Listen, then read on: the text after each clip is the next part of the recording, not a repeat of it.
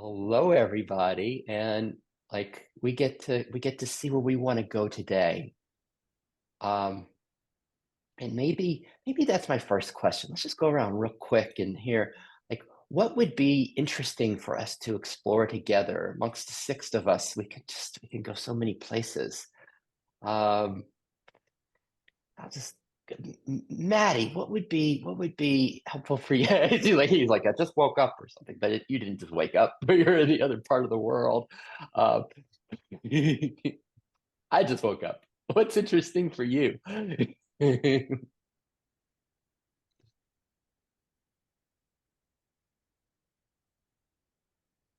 I'm interested in seeing how how it happens, through divine providence and organic unfolding. Okay, that divine providence, organic unfolding. How do those resonate with each of us? Organic unfolding. What's unfolding? Is there a sense of an unfolding of the foreground and the background, the unfolding of our parts that come up, our expressions of our humanity, and also an unfolding of this ever-present causeless being that we are? Hmm. Awesome. Thanks, Maddie. Terry. Oh.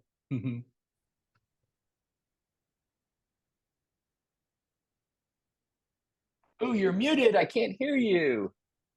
You know what? I'm on my phone and I'm not really all that good at technically using the phone with the Zoom. I haven't done it too many times. So I pushed so many buttons and everyone disappeared for a moment. But anyway, I'm really good with that. I haven't been here in a while and just I'm good with or whatever flow we go into.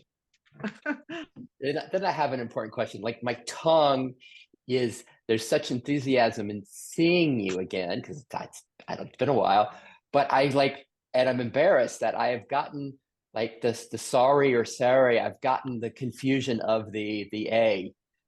Yeah, Sari. Sari. Sari. Yes. Sari. Yes. Thank you. Thank Yeah. you. Thanks, Sari. Uh, Jack, what about you? What's alive for you today? What would you like from us?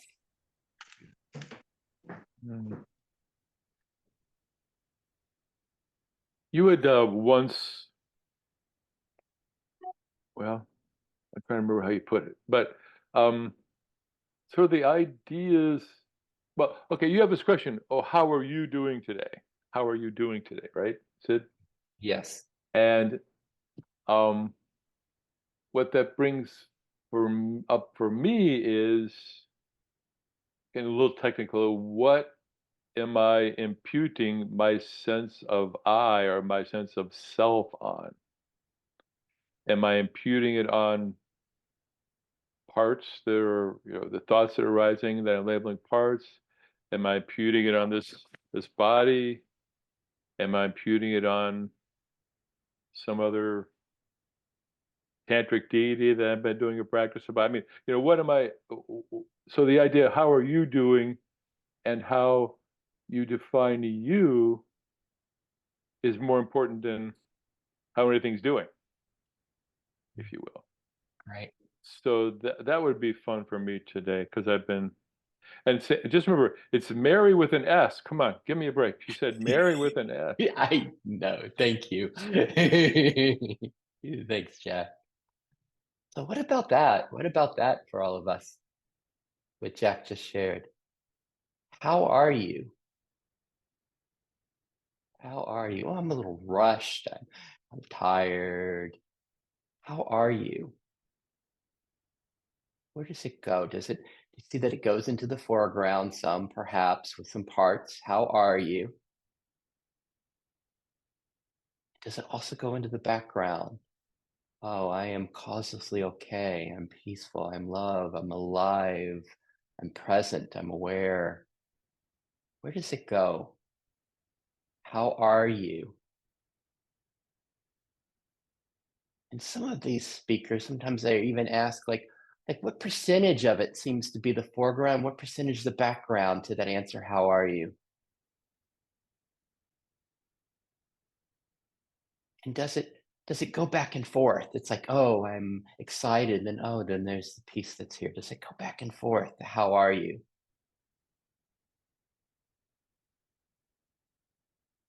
Or is there more just awareness of everything that's arising? It's kind of when we zoom out, it's like, oh, there's this field, there's this okayness, and there's also parts. Eh. Thanks, Jack. David, how are you? I'm all right. Yeah.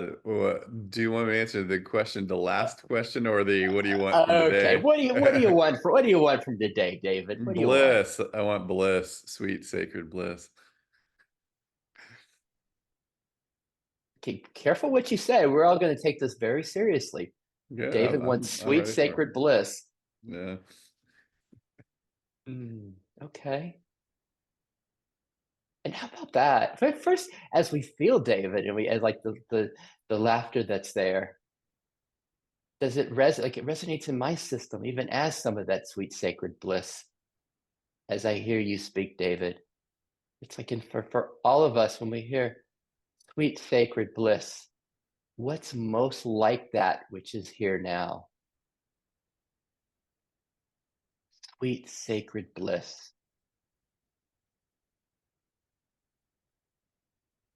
Most like that.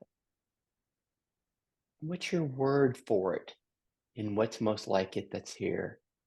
Is it like presence? Is it emptiness? Is it love? Is it flow? Is it aliveness?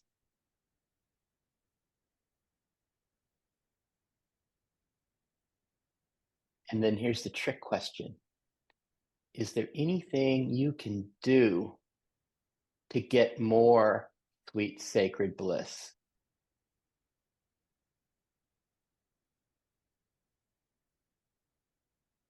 Notice the parts that might arise. Is there anything you can do to get more sweet, sacred bliss?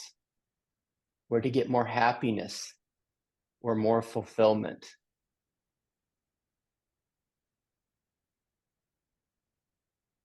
Arises inside of you. Like, duh, I could like win $100 million in the lottery. What arises? Duh, people could change. People could change and be peaceful and loving. And Jack's like, no.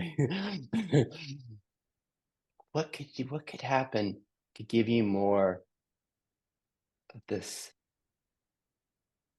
sweet sacred bliss that could give you more happiness and fulfillment?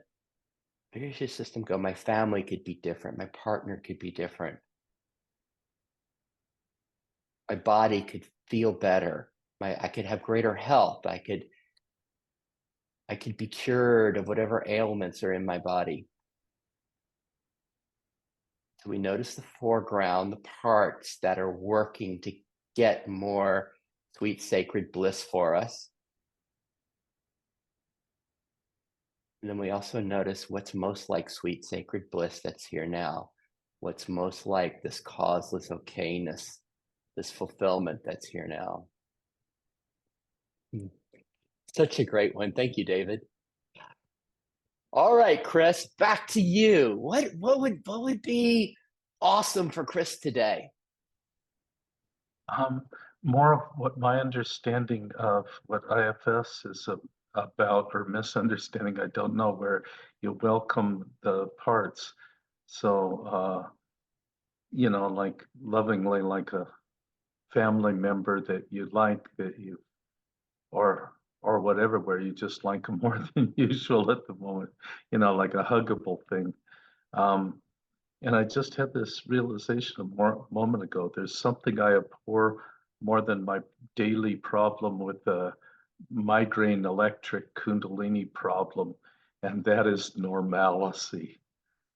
But so I guess the truth is, if I gotta pay the price of too much light, too much energy, too much discordant electric kind of whatever, um, that's better to be than normalcy. Isn't that a funny one? Thank you. Thank you. Anyway, huggable, make it all huggable today. So David Yeah. can have bliss, I could have some huggable here. All huggable. Yeah. Isn't that a nice image? Like for all of us? And what does that look like for you, this huggableness? Maybe as a child, we can remember walking into a room and somehow everybody was just loving us and hugging us, and there was that kind of welcome, huggableness. But in a real way, as we become aware of as you're aware now of what's arising inside of you. This is playing the parts game, and it's just the thoughts, feelings, and sensations that we just label them as parts. Oh, there's an achiever. There's a there's a critic here saying I should do something different. There's a critic maybe saying, "Gosh, where's it going today? This isn't exactly what I'm wanting." Or there's a part that maybe some discomfort. Maybe there's a to-do list part. It's like, wow, I've got some other things I should be doing now. Maybe there's some boredom. Maybe there's a part that's enjoying being with the 5 friends today. See if we can be aware of what's here now. And sometimes Rumi helpful when he says this life is a guest house. Every morning a new arrival, a joy, a meanness, a depression. Welcome and entertain them all. And we find that right now, that the space, that you are a guest house, and our precious parts are the guests that come and go, these thoughts, feelings, and sensations that we just label as parts, like guests. And then the interesting question is, what's the nature of being the host? What's the nature of the space? Without doing anything, what's the relation to your guests, to what's arising inside of you? How are they being met? Is it just is it an emptiness that's here? Is it a spacious love? Is it a connectedness? Is it a welcoming? But we're kind of looking for this true nature, this fundamental well-being, this that doesn't come and go. As we taste that's here now in you,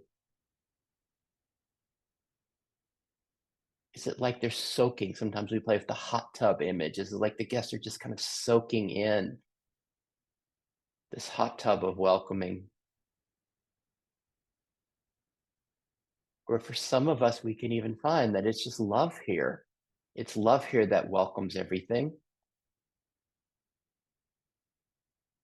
And if our guests feel that love or feel that welcoming, can any of us find what Chris is pointing to, the sense of, wow, this welcoming, it's like I'm being hugged. It's like the parts are being hugged by this beingness.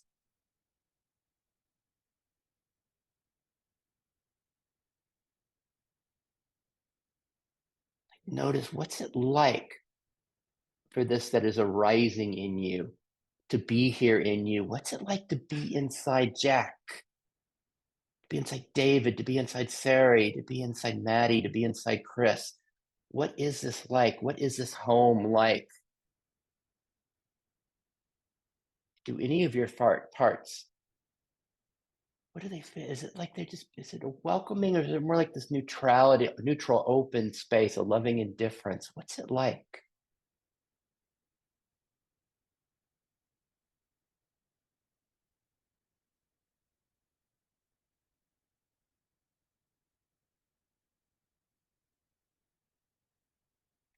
And lastly, how does your system make sense of this? Make sense of the background, this guest house, this welcoming, this spaciousness? Is it the galaxy? Is it an infinite hot tub? Is it the ocean? Is it a dance floor? What is this space in you? And what's the relation to the parts? Are they actors? Are they dancers? Are they floating in you? Are they in, is it more of an image of a guest house where these guests are just here and they're being entertained? There's food there for them. They're being welcomed. It's a space of love, like kids on a playground. And there's parent there. There's love here. What's it like?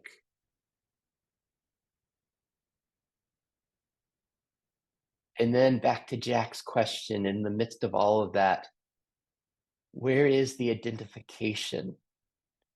Are you more identified as the guest house, as the space? Where does the identification kind of shift back and forth to a part? Oh, I'm trying to make sense of this, an understanding part. How is my system working? Or maybe it's an achiever part. Gosh, I want to find that hug. I want the parts to be able to feel the hug. Or is it the space that's aware of all of this?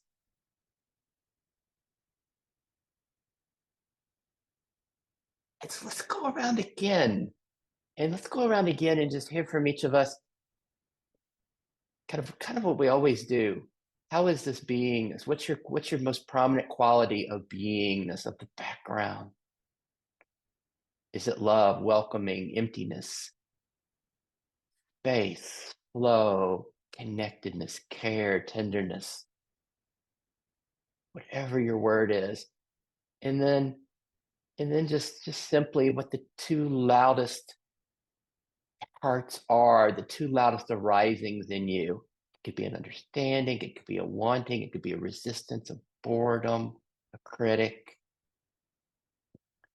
And as we're doing this, see if you can be aware of all of that simultaneously for each of us, aware of the background, whatever that quality is, and also aware of the two loudest parts. See if you can see it, either see it all, like an image, or if your system goes more somatically, if you can know it all somatically, but at the same time, or if it's more auditory, if you can hear it all at the same time.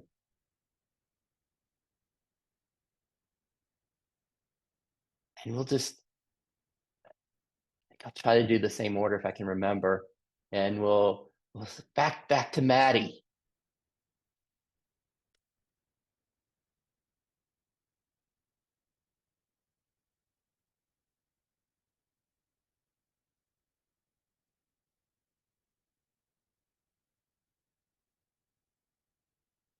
I want to go with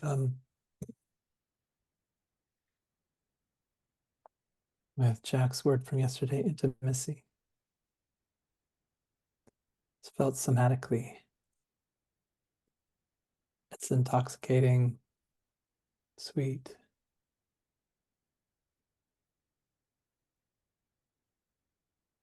Yeah.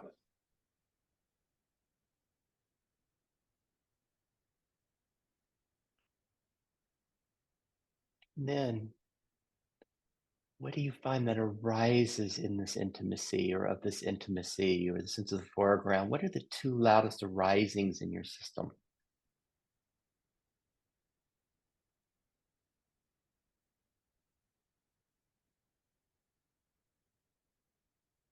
I guess it is kind of an arising.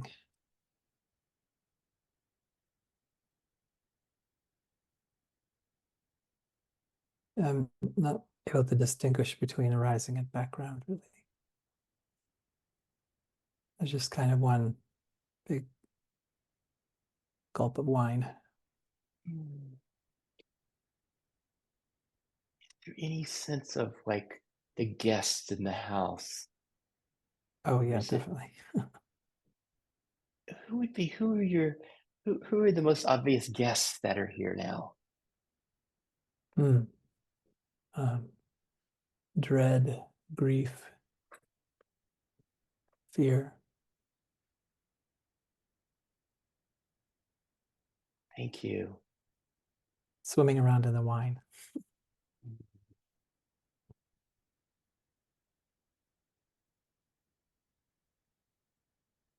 Thank you, Maddie. So as we all hear or feel Maddie's, we feel this intimacy that he's describing. This wine. What's that like? What's it like to know this intimacy as a quality of our very nature? This is Jeffrey's language. Can we sink into and as this intimacy? What do we find as we sink in this intimacy, this wine?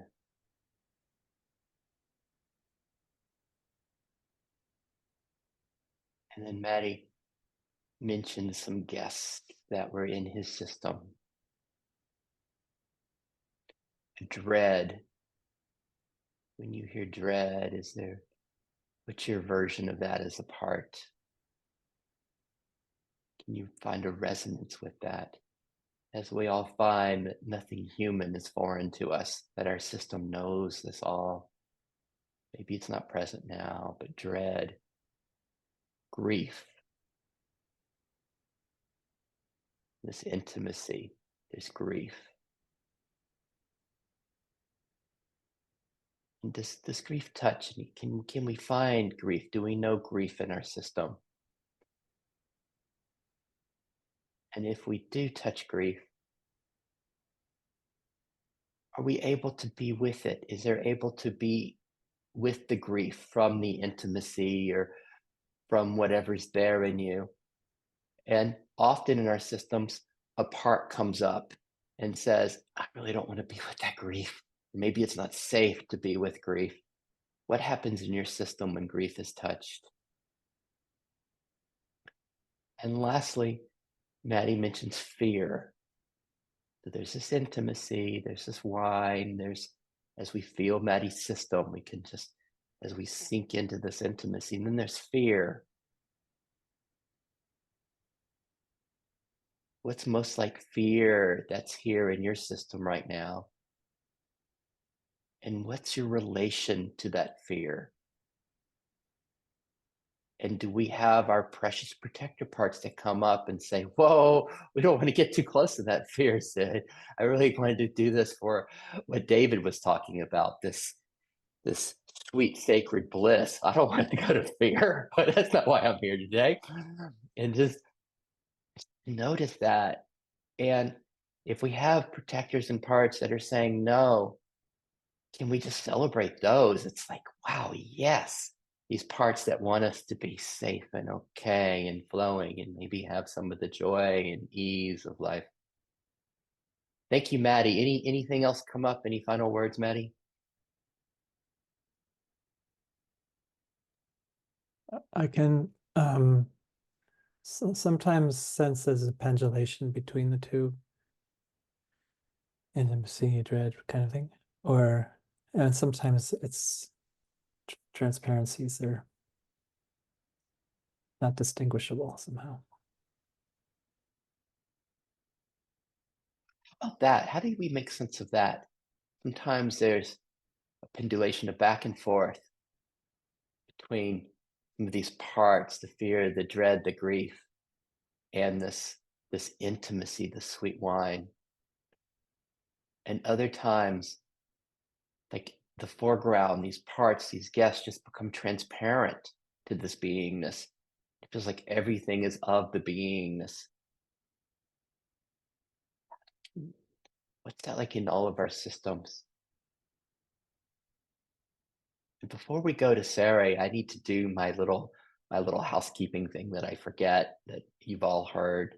Thank you, Chris. It's just that I'm not a psychotherapist, and for me, the friends and colleagues exploring, and everyone's good to take care of themselves and leave at any time. If I could get a thumbs up from you, please. And the other is that this is being recorded to be able to make it available to others who are interested. Only my image is ever shared, but the audio of your sharing could be shared. And so if there's ever anything that you say, just, and also we don't go into the stories of the foreground. We're more interested in what's being longed for so that we can help our system find fulfillment. However, if there's ever anything you say that you're uncomfortable with, just stay on at the end, let me know, and I just go delete, delete, delete. It's all easy. Everybody's good with that. If I can get a thumbs up, please. Awesome. Harry, what is your precious system right now? What's the background? Who are your two loudest guests? What's happening?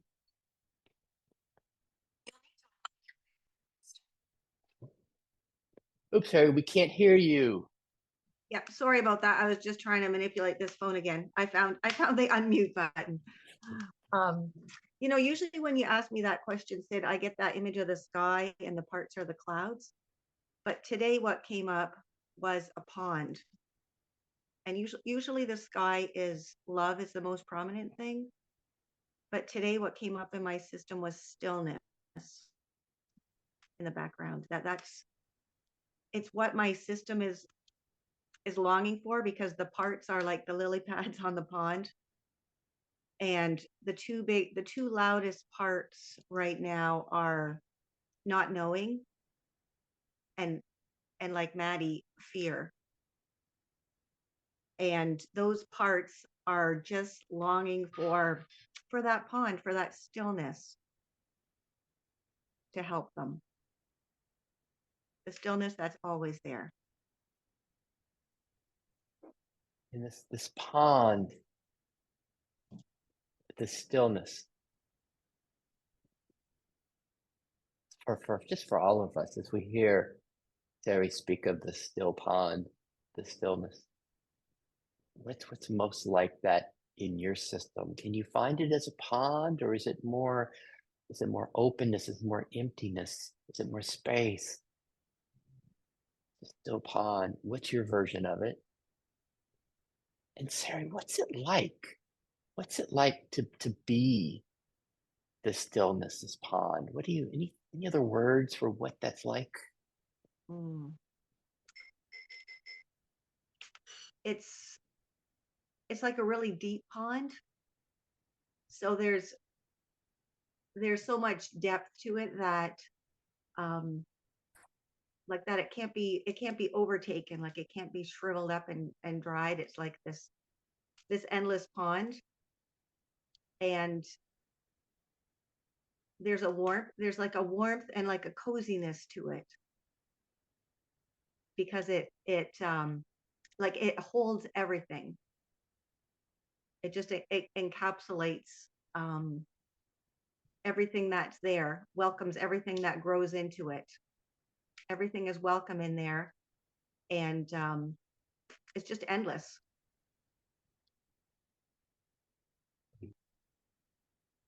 For all of us, as we hear Sari's description of the stillness of this pond, what's your version of this endless depth that holds everything, this warmth, this coziness?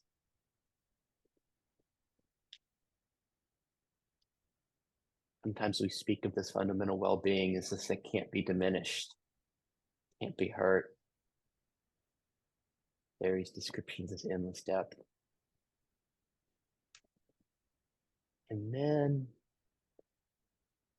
what's it like to simultaneously have these parts here, these guests here, this not knowing and fear, while the pond is here, while the stillness is here? What's this like for that which is arising in you, Sari? Does something relax some, or is there a sense of trust in the pond, the stillness, or maybe some skepticism? What's that like for this that arises? I think there's a bit of both. There is this like skepticism, or like some sort of resistance to accepting that everything is accepted and okay. And at the same time, knowing that it is accepted and okay. There's this like tension between the two.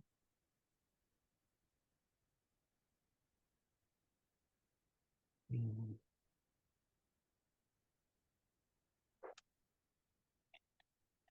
Can we all relate to that?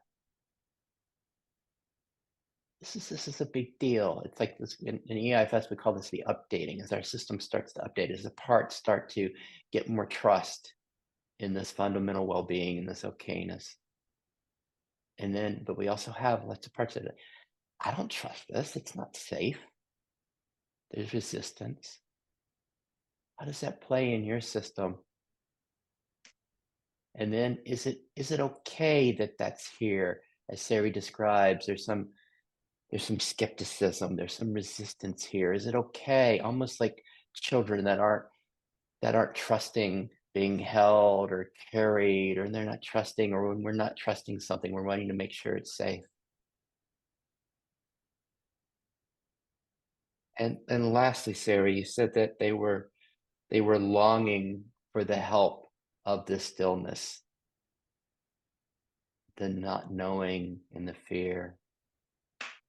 Is that seems clear in the system as far as what they're longing for is kind of this that is here, this pond, the stillness? Mm-hmm. I think the longing has something to do with accepting that there is not knowing and accepting that there is fear, and that being okay to have the fear and to have the not knowing, um, to let that be there and to rest in there and to be okay that it is there, rather than saying, oh no, you can't have fear, oh no, you can't have not knowing, you have to know. Accepting that it's okay to have fear and okay to not know. Thank you. So what about that in our systems? As we notice the resistance, as you notice resistance in your system, whatever that resistance is,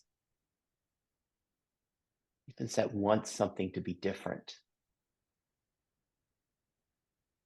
is it okay that that's here? Or do you find more of kind of a spiritual achiever saying, no, I want to just have this sweet, sacred bliss of David's? Is it okay that resistance is here? And can that even be included in the dance? Like, wow, maybe this sweet, sacred bliss, maybe this beingness is being expressed as not knowing and fear, it really being included. Anything else, Sari? That's it. Yeah, thanks. Yeah. So before we go to David, how are you? How are you? What's here now for you? Where are we going? What's happening inside of you? Is there a sense of connectedness? Is there peace? Is there flow? Is there this stillness of the pond? Is there intimacy?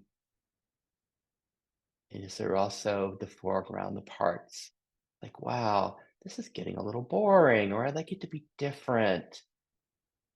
Or what about me? I have some things that are ready to be shared. Like we just notice all of that and and notice parts that might be like, I should be different. Something should be happening differently.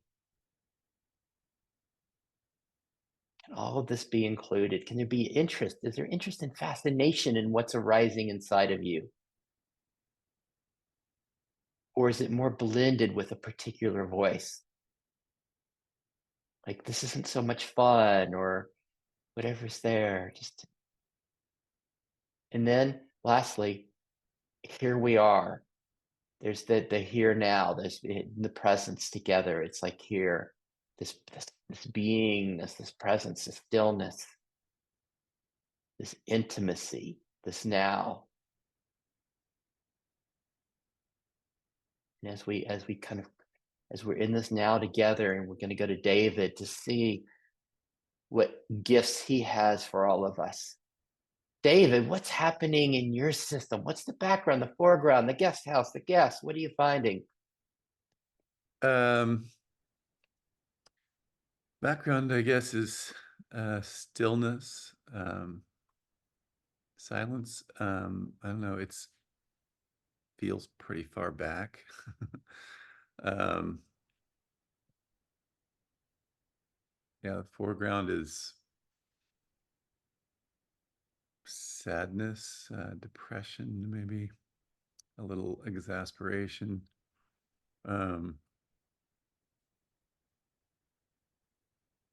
I don't know, maybe some embarrassment that I'm in a low place again. um, but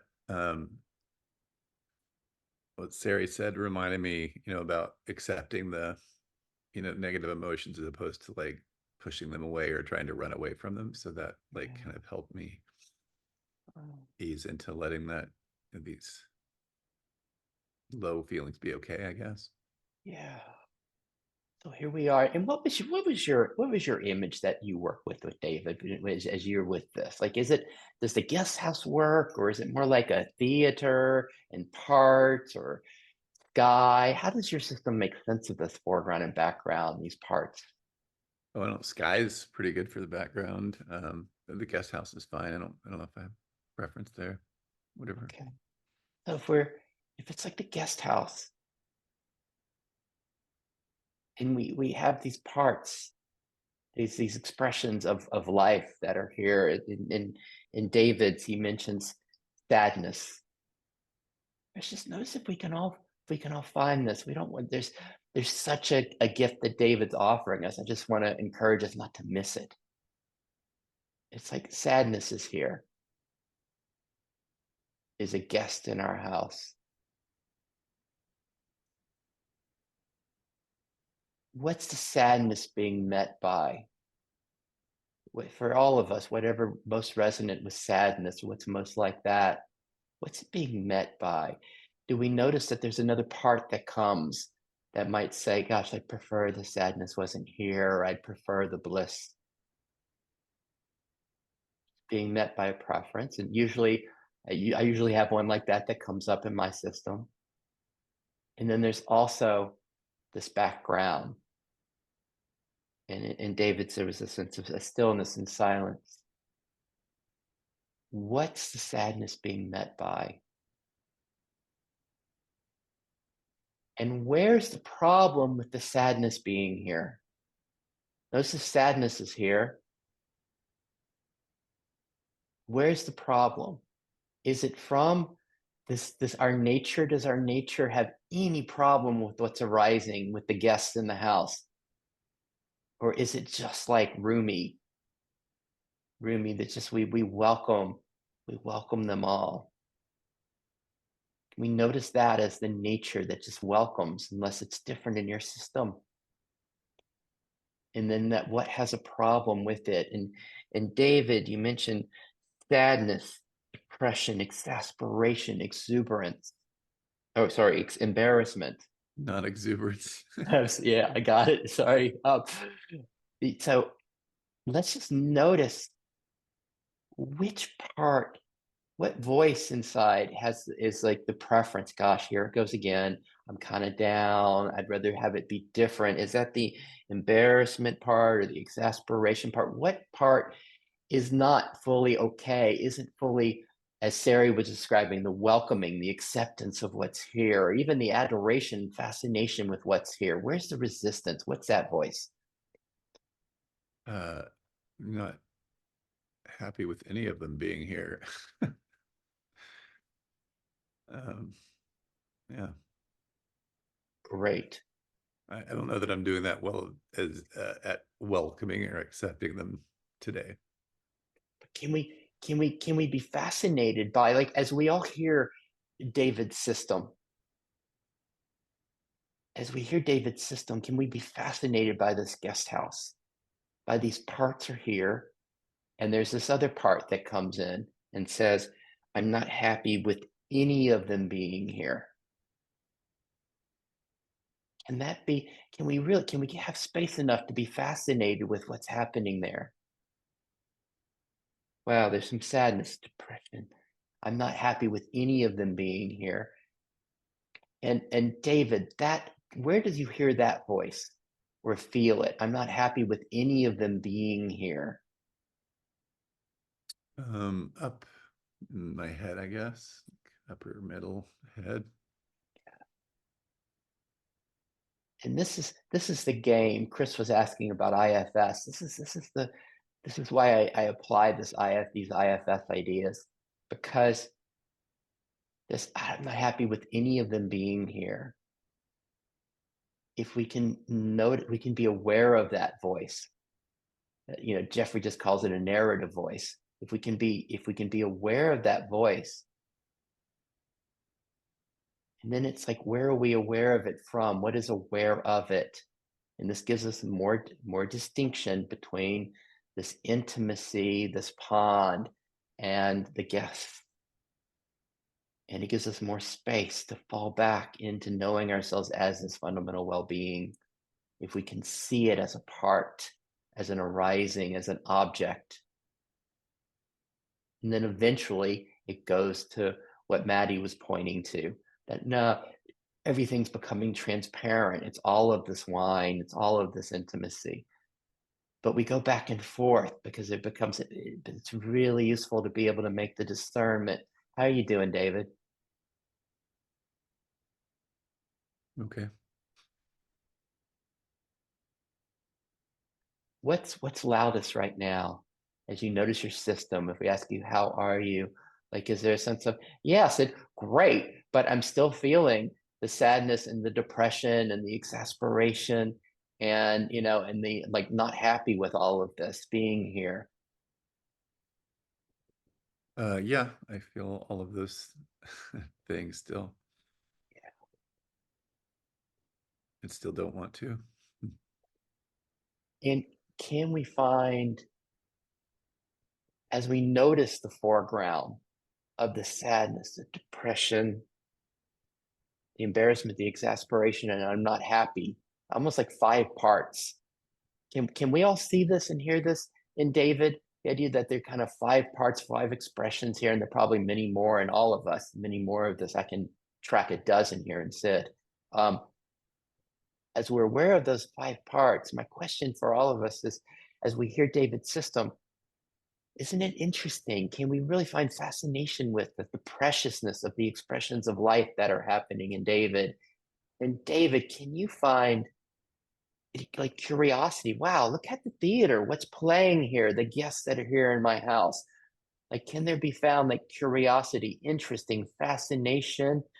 Or is the foreground just kind of dulling it out right now, dulling that possibility? Like, no, I just really don't want them to be here. And if that's here, can that be okay? That's what the theater is. Almost like we're watching all of this, and it just, our guest house is loud right now, and that's just the way it is. What are you finding? If I think about trying to find it fascinating, interesting, that gives me a little distance.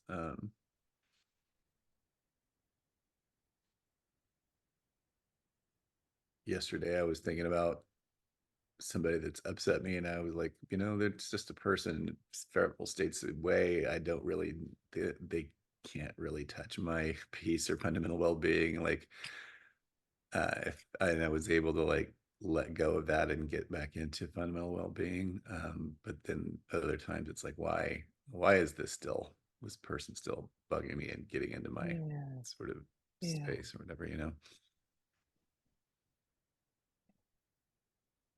Thank you. And for all of us, notice if you're finding any difference in David's system, in your system, or in this intimacy that Mattie's speaking of, that we really are finding intimacy with what's here. And we all know this as this human experience. And we all can relate. How fascinated can you be with David's system? And is it really different than ours? We all know the sadness, and we all know when parts are loud and the background becomes, describe it, it's like it's pretty far back, the stillness and the silence. And can we touch okayness with it? What Sari was describing. Wow, there's okayness with these parts that are skeptical, that are resistant. This part in us that, no, I'm not happy that this is the way it is. We all know that part, right? Can we find that part? And David, thanks for playing. I've really kind of, it's such a gift what you offered us. And I hope in no way parts are feeling in any way being made wrong, that there's anything less than, if Maddie's system is in the bliss of intimacy, that there's anything kind of like different or wrong with your system. In a way, it's like yours is, it's so interesting what you've shared with us. How are you doing? That's just I guess maybe that's my last question. I just want to see how you're doing with all this. I'm good. Yeah. Thank you. Okay. Well, thanks for being willing to offer that for us and for all of us. What did you receive from this? Jack, what you got for us?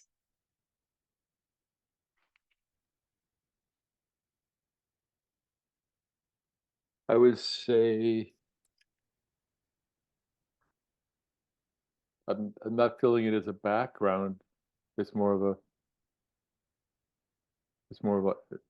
it's not a foreground background thing, but I really am feeling a sense of bliss and emptiness, and it's a sort of an uncaused bliss. Although I sort of got there through various meditation practices in the past, and I don't want to say that the emptiness is not a nothingness, right? It's seeing how my conceptions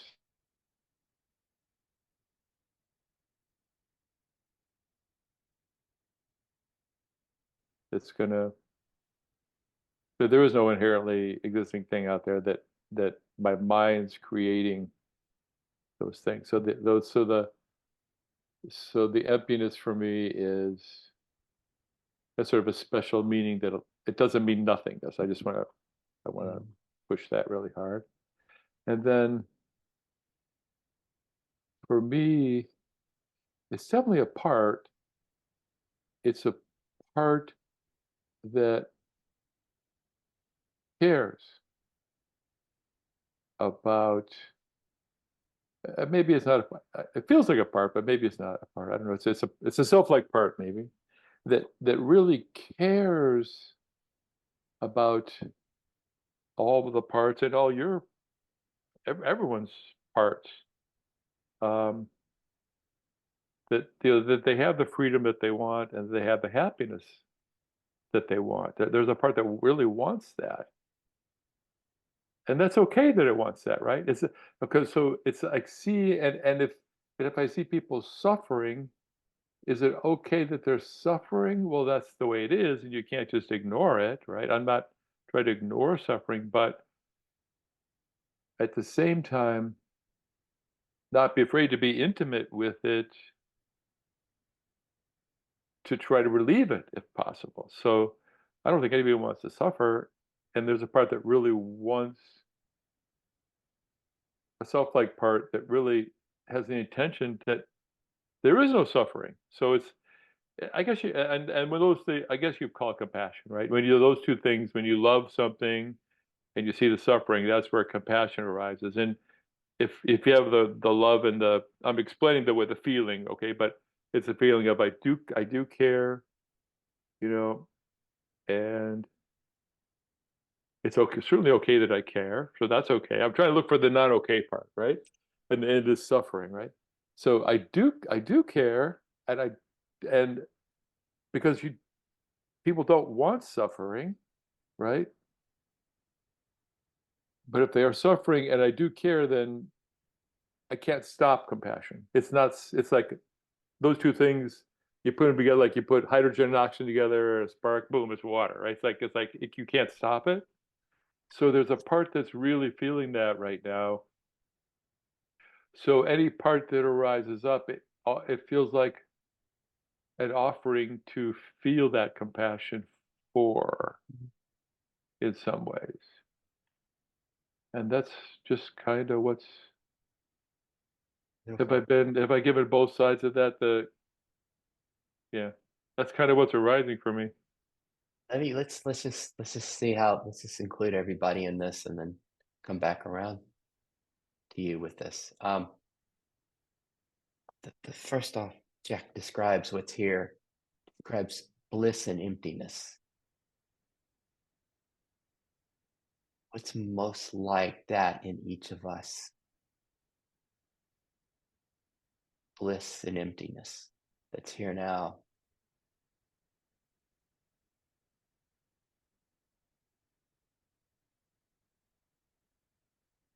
And Jack qualifies the emptiness, that the emptiness is not nothingness, not nothing. And what I hear in that is kind of like emptiness is form and form is emptiness, that it kind of includes everything. I'm not sure. We'll go back to him in a moment. What is emptiness in you that's not nothing?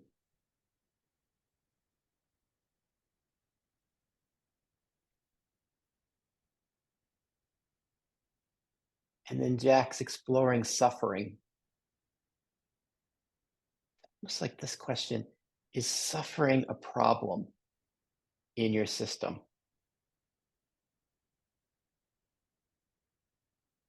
And can we notice what parts say, of that's the silliest question I've ever heard. Of course it's a problem. Like, who says that? What says that? Is suffering a problem? And this might sound cold, but we're just exploring this edge since Jack kind of raised it. Is there a problem that we have parts that would like life to be different?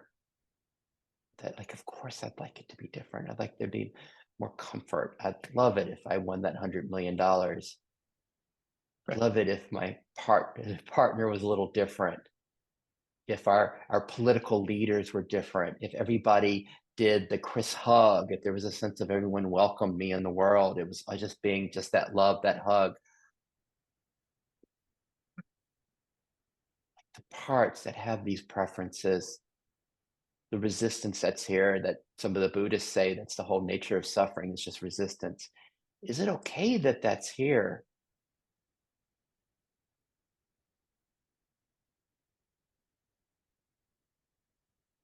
And then the loveliness that Jax mentions, that when he sees suffering in others or in himself, this love just comes, this compassion comes. How do you make sense of this that he was describing, this compassion that comes? Is it something you have to do? Oh, I'm being a good person, or I care. Is it, can we find the compassion both as a part and both as the very nature of our beingness? That's like, it's just here.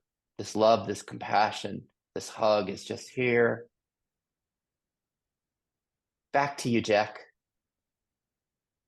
Yeah, the idea of a capital C compassion and a lower C compassion maybe is what you're talking about there. Yeah. But yeah, I mean, it's I'm trying to get to even before a quote thing arises, but I'm more like, oh, that thing arises, then that creates a sense of, oh, it doesn't exist inherently from its own side. You know, I'm as big a part of that as anything, right? Like my conceptions are as big a part of that arising as anything. I'm not to the point where it's before it arises. I'm more oftentimes more after it arises. Like, oh, okay, well, that's, you know. But yeah, the idea that, of course, if there's suffering, of course it's okay that you realize it's there. Anything else would be not okay, right? Now, that doesn't mean I tend to sometimes like feel like I have to feel that same feeling to have compassion. But I guess there's parts of me that are saying, no, no, no, you really don't need to feel it, right? I mean, you maybe have felt it before, but you don't have to get bogged down into feeling the same way. I don't have to blend. Maybe that's the IFS way. I don't have to blend with it to see it and say, yeah, I see you want to change. Okay, maybe Nice. maybe we can have some wisdom there. You know, so not blending, I guess, is a key part of that for me, in the way you describe it in IFS. So yeah. Nice. Nice. Thank you. And so what's that for us, for all of us, with this, the compassion that we have with others, and Jack's using this word, not blending, like this, the depth of compassion. Sometimes they say it, they use that word empathy for it, like that we're in this compassion, we're empathizing, which is kind of like we're blending with the other person's part in this compassion. We're connecting so deeply with it that we kind of, or like just notice, oh, I'm sorry, I can't read that. Is there, oh, someone needs to, David needs to go in 2 minutes. Oh, darn it. Back to David. David, give us some kind of finale for you. Tell us something. Yeah, sorry, I always have to go at 7, so I didn't want anyone to think I had to go because I was upset or something. Just trying to allow sort of simultaneity of the sadness and the, peace and fundamental well-being. Yeah, I'm feeling more integrated. Great. Hey, thanks for being here. I'm sorry I would have given you had the last I 5 minutes be all about No, David. no, it I doesn't need to love be. that you're here. It's fine. Oh, Thank you, everybody. I appreciate you being here. come back again. See you soon. I will. Um, and then there's just one other kind of deep thing that Jack mentioned.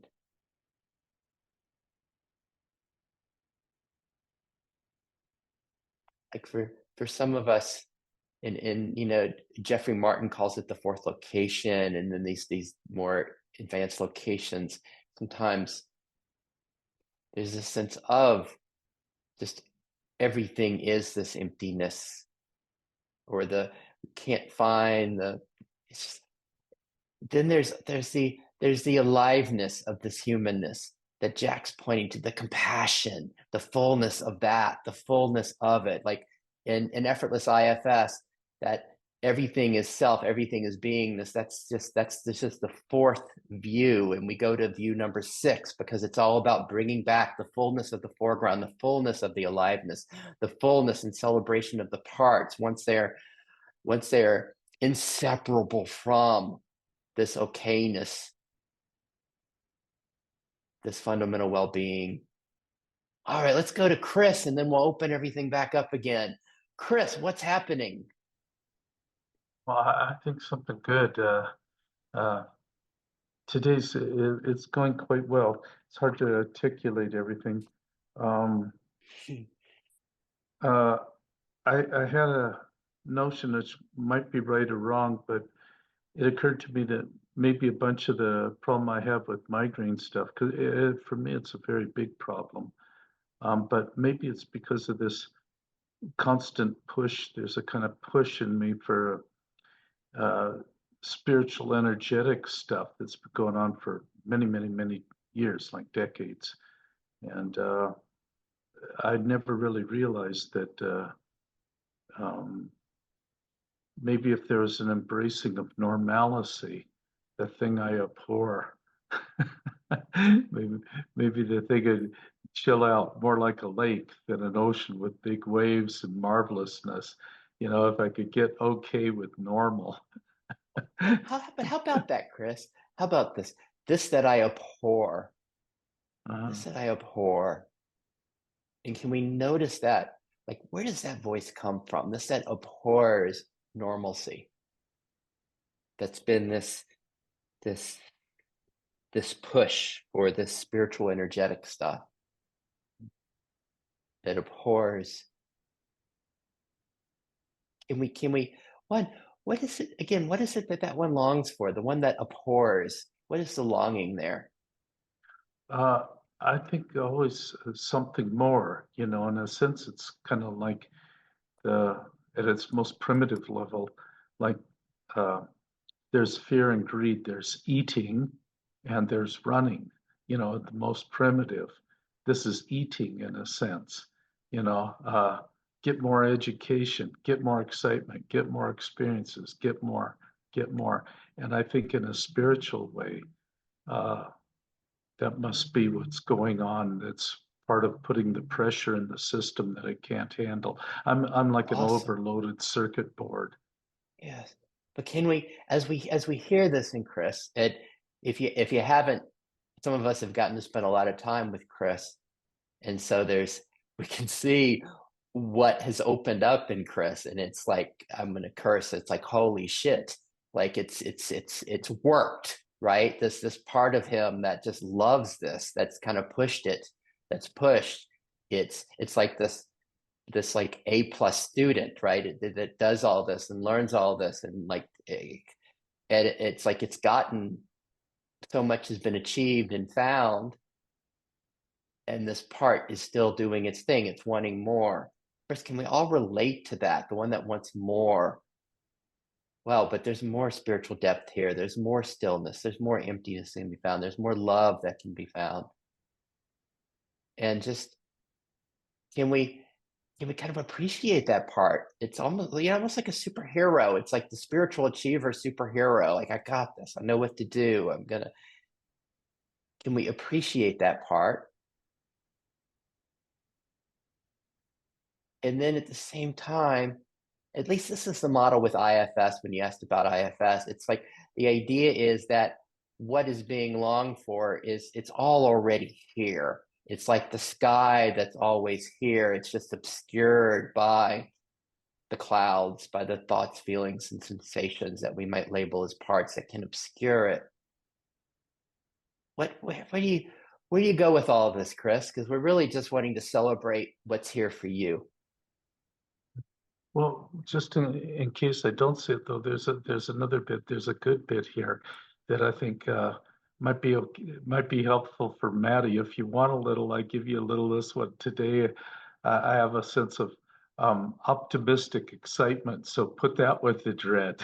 Where there's a sense of confidence in it that if there's something not good, I feel like today I'm going to make stuff good. And there's a lot of confidence around that right now. So dread's okay if you want to have that. But anyway, here's something else if you want a piece of it. So Chris, with this is where it gets so interesting, right? This optimistic excitement. Mm. It's like, can we know that both as a part that's like, hey, I know things are going to be good, and there's this and that. Can we know it as a part? And can we also know it as a quality of our beingness, like this love that's here, this lake, this intimacy, this emptiness? Can that love be like, it knows everything is okay? It knows that there is only love, there's only okayness, and then there's this optimistic excitement for it. This is what it is. Can we all find even those two flavors, the discernment of that? And can we find that a version of optimistic excitement as self, as beingness? I know for Jack talks about concessions, this might be quite a concession and it might be going too far out, but it's like, as we start to know that this that we are can't be diminished, that there's just this okayness, this love here, and we find that as it looks out into the world, as it looks into time, all it can see is beauty and love, and everything is good and okay. And then Chris, back to where we started, like what you said your system wanted was hugs. It wanted that hug, that love, for parts to be welcomed in that.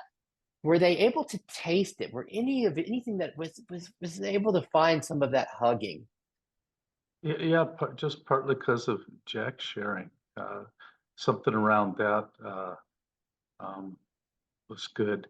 I mean, I've had some very good states in the last couple of days, but they haven't been as much, say, about love as other times.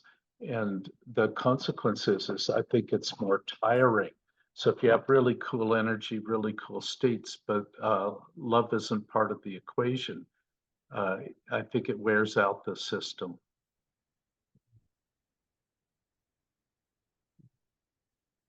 Anyway, that's the way it looks like the last couple days, but I don't know. Yeah. Yeah, compassion, Thank love, you. those kind of things. If there's not a lot of that, then it's might be pristine and clear, but it doesn't make it as restful. Yes, it's restful. So what about that for all of us? The sense of, well, love is here. It's just welcoming what is. There's a sense of everything is being hugged and included, or there's where there's acceptance here for what is. And then we can all find what Chris is speaking of, like the spiritual achiever that just but wants more, or a healer part that wants more healing, or the parts that want more because they get to we get to see it right here in each other. And when Jack and Sari and Maddie and David were speaking, we get to see, it's so easy to see, oh, there's more here. I want that pond just like that. I want that wine. I want that emptiness. Or Chris's, I want the clarity. Like we can all find our parts, our achievers, our more parts can come up, but at the same time, can we be aware of what Chris is pointing to? This the love that's here. Any final thoughts on all of this, Chris? No, I'll leave it with that. Yeah. I got a dealt a good hand at the moment. I think I'll sit with that. Nice. Thank you. And then just for all of us, sense of I've been dealt a good hand right now. Oh, there's flow, there's peace, there's love here. But then we've heard and we know the times when it's not so much the flow, the love, the peace, when something's been what Maddie's pointed to for us, this, the grief. We all know. I mean, my God, my dad is 97 and he's having some real difficulties. And and it's the grief. And I think about my father passing, and it's like all of that, it's all freaking included. And like, what's that gonna be like here? Is there acceptance? Is there okayness with what is? And that in Sid's system, there will probably be, it'll be so, as he's having a hard time and wanting it to be different and wanting and having the compassion that Jack describes. And it's like the compassion, it's like all of the humanness. I don't want to miss a minute of this. I don't know why that just came up, but all right, what's here? Where we got like 20 minutes left. Where do we want to go? What's bubbling? Who's got something? Maddie, what's there? I have or you passed. Somehow I had a sense that there was something something was maybe going on that was interesting to share. I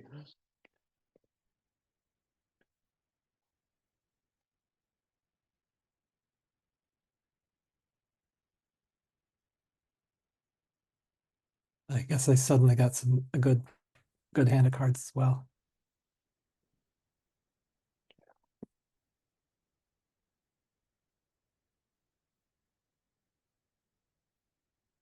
And who is it in us that has a sense of this is a good hand or this is a more difficult hand? Is it like a narrative voice, a part, a manager?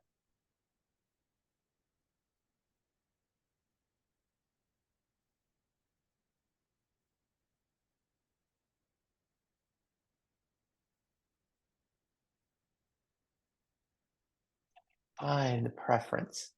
It gets so subtle. The preference for a good hand of cards, a good hand of happiness.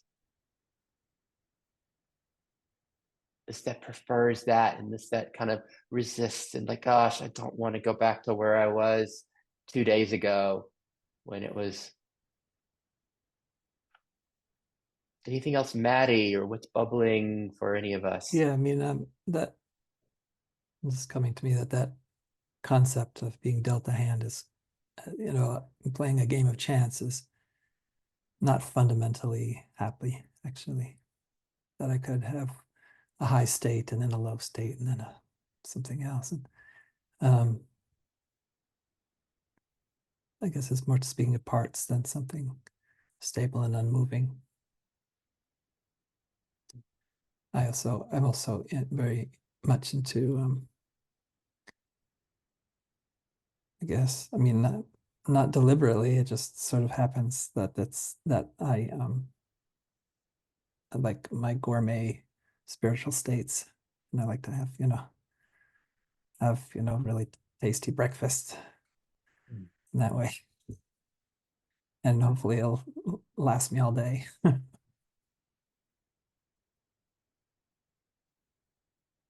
We all relate to that. I mean, I can't. This is one of the joys of this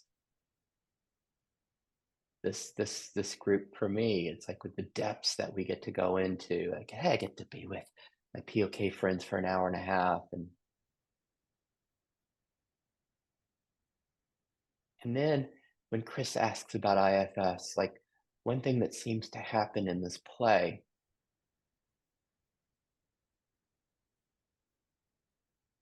in this as we start to get to just to know, become even more and more familiar with what arises in us, both the joys and the depressions, as Rumi would describe them.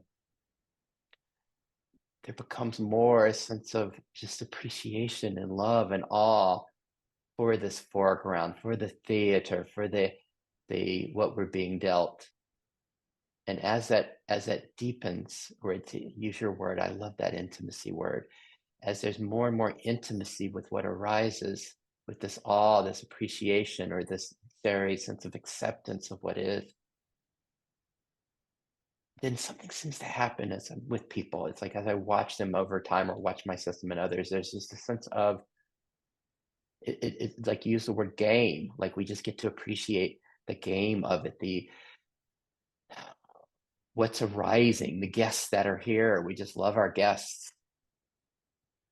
And then it gives us more of, I think, what Maddie, you're describing, of being kind of a connoisseur of that. I think most of us here are the different flavors of being, this delight, luxuriating in these flavors of love, flow, okayness, bliss. But it's funny because at first we call this the second view in effortless IFS. It's the riding the bike. It's the either or. And it's like, okay, there's the parts and we're just not so interested in what's arising. We're really just interested in resting as the sense of balance on the bike, this beingness, and just the either or, the neti that they say in Advaita. But then later on, it becomes more the guest house, the more the welcoming, and then the more the adoration and love of everything that arises. And then later on, it becomes, and Maddie, you pointed to all these different stages as you've talked, it becomes why nothing is really inseparable from this. It's all in the wine. It's all of this. And then sometimes we fall deeply into that and just the bliss of union, but we don't stop there. We don't stop there because then it's like you don't want to miss the fullness of life. And then just the fullness of the foreground returns, the fullness of the parts, the fullness of this aliveness, not wanting to miss any of it, but it's all infused with this okayness. And then it just becomes, and it's just this beautiful flow. And as we all talk, it's like our system seems to go amongst these different places. And for me, it's just fascinating. Anything else, Maddie? Thank you for that description. Okay. Let's just continue to go around as we've just got 13 minutes left and just hear from what's happening with each of us. And I'll go to Sari, Jack, and then we'll close with Chris. Sari, what you got? Well, as we were going around, something that Jack said really resonated with me about the compassion. Like yesterday, there was a situation with my son, and I had such like compassion for him and his situation, that it felt like this tidal wave like overcoming me, and I didn't want to feel that. It was like it was too much, in almost that sense that I can't deal with this because it's so Go. much. Pardon me? Oh, I was just waving goodbye. Maddie needed to Oh, leave. okay. Okay. And then there was that initial like overwhelming of the tidal wave of compassion, but then as it kind of relaxed, it was that appreciation for being able to have that compassion and not, I think in the past I would have, because it touched me so hard, I would have resisted it and I would have reacted another way because it hurt so much. But then as it subsided, I had that appreciation for being able to sit with it rather than push it away, and to have that compassion and say like, it's okay. Like, especially when it's your child, you want to make everything good for them, right? Like there's that mother instinct of like, oh, I just want to fix this, which is, my habit. And now it's, the situation is as it is, and I am not to judge like the flow of the situation and what could come out of it, good or bad. And to be able to have that compassion feels like such a gift. Mm. Yeah. So that's what came up for me. So thanks. So beautiful. Can we all relate to that? Just the compassion that comes, and sometimes it just seems too much. Like it's tidal wave. But then there's appreciation of it, really like, oh, the depth of the love that is here, the depth of the care.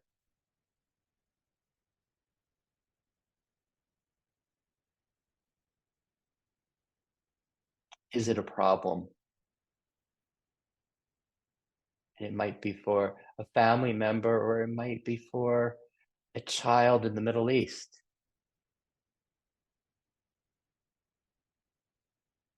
Thank you, Sarah. Jack, what you got for us?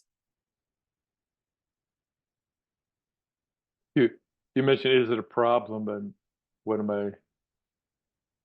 my spiritual guide used to, I heard people say, oh, we've got so many problems. And he was just so excited about having problems. It was interesting. But yeah, what came up for me was, okay, there's this idea of accepting what is, okay? And with that comes, while accepting it, wants to change, right? So, and not seeing those two as polarities necessarily. I mean, they could be polarities, but not seeing those two in conflict in any kind of way, or loving what is while loving that it wants to change, or noticing what is while noticing it wants to change, or being what is while being the change that's happening around it. So for me, what I realized that stopping at just what is could sort of reify things in a way that emptiness, that seeing that nothing's inherently existent from its own side, that things arise from causes and conditions. It's sort of like, I'm accepting what is. So you can interpret if you start to reify that, right? I can get in trouble, or I could cause suffering. Oh, yeah, I'm accepting what is. That's where seeing that, oh, that's arising from causes and conditions. That doesn't mean it's inherently anything. So, and accepting that's the nature of it, feels a lot more helpful to me, I guess. So that's what really came up strongly. Neat. Well, what just grabbed me, what you were sharing, was where you started like, oh, we have many problems. And the way you shared that, it was like Yay! Look at all these guests that are here. We have many problems. Yeah. There was I was at a play a while back, and I think Southern Girl. I forget the name title of the play, but it was this kitchen of his boarding house where all these different guests came in all the time. I wish I could remember the name of the title. It was Southern Girl, maybe. And it's all the stories of all the characters that come in and out, and it didn't always make sense. And how would they do? You're like confused a lot of the time. And some people like walked out of it. They just didn't like it. They couldn't get into like all these different characters coming into the guest house. And I was like, that's what Rumi was talking about, you know. But anyway, so every time I think about guest house, I think of that play that people would walk out on because they couldn't take the fact that people were doing crazy things. I guess I don't know why. I honestly didn't talk to them. It was a hearsay on a hearsay, but they walked. I'm sure they walked out. But anyway, I love that, Jack. It's like for our systems, when do we walk out? When do we say it's too much? When Sari's compassion tidal wave comes, is it time to too go much? watch Hulu. It's time to go binge on Hulu. To heck with this, Yeah. When do I've we got enough walk money. out? I can go binge and watch Hulu for a while. For heck with all this compassion stuff. Yeah. But I love that just for all of us. When is it too much? But just to be with the guests that walk into the kitchen, Yeah. come in. When do we say no? And can that be included too? The no and the going and watching Hulu. That just gets to be all included. All right, for our finale, we go to Chris. Wow, I almost forgot about how 2 weeks ago when I was dealing a lot with migraines, I was having also. Because of that, I guess there was more of a raw openness. There was a sense of there were memories of inadequacies, feeling unconfident, feeling outside. I mean, we've all had those things, but I'd forgotten that I had them in childhood because they rarely come up because I just haven't been interested in the Chris story for many, many years until I got around POK and 45-day course. So it's been like 20 years of not carrying this, not like I've been massively compressing those things, just my state of consciousness had been looking somewhere else, you know? So there was some of that, and I realized this is probably not healthy to do a whole lot of that. It'd probably be better to look at if I went back and hung out more in the positive side, you know? For all of it, like you don't want to miss that tidal wave of compassion. We don't want to miss the game, the fullness of this.